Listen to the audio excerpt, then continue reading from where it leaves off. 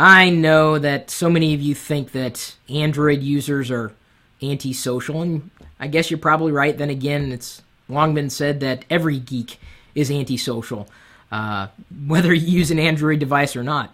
Maybe you feel like you're a little on the social side, connected to social media. Well, I hope that you've got plenty of those social apps installed on your Android device, if you happen to have an Android device and you do feel social, although I would argue that just because you have access to social media doesn't mean you should be there. How many antisocial people do you know in social media, no matter what device they carry? You wish you could just cut them off and block them. Oh, so many people who upload videos to YouTube should never be allowed to breathe. That's just my opinion. I could be wrong. So we've outlined a few apps that you may want to have on your Android device, some social apps for your Android device if you're feeling social. Apps like Facebook, the Facebook app. Maybe not optimized for large screens yet. Maybe Facebook will eventually get around to that. Twitter, of course, also available for Android. Google Plus, naturally available for Android. There's also Tikl. Now, I don't know if you've heard of that before. Tikl. That's touch to talk. You touch to talk.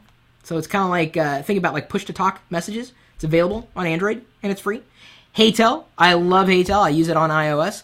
It's kind of like a little walkie-talkie thing. Again, like a push-to-talk. So it's kind of like Tikl. Only a lot of people use Heytel. And you can connect your Facebook account to it, and it makes it easy to find your friends. Bump. And by the way, Bump, if you didn't know, it's available on Android, so you can bump your contact information and other data between iPhone users and Android users. But today, Bump announced the ability to transfer money by bumping phones. You don't have to really bump each other. You just kind of shake it at the same time, and then they connect, and like, wow, it worked. Google Voice, also available. And maybe at some point in the future, Google Voice will be integrated in a much more seamless fashion, not just with Android, but for any device, although I don't see that happening anytime soon. Git Glue, I know a lot of fans out there of Git Glue, is also available. Bacon Reader for Reddit.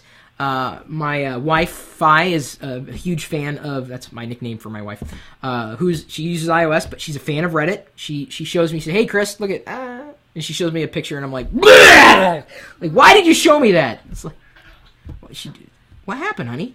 Nothing, my foot fell asleep. Her foot fell asleep. I heard you kind of groan there, and I didn't know if it was a bad joke or what.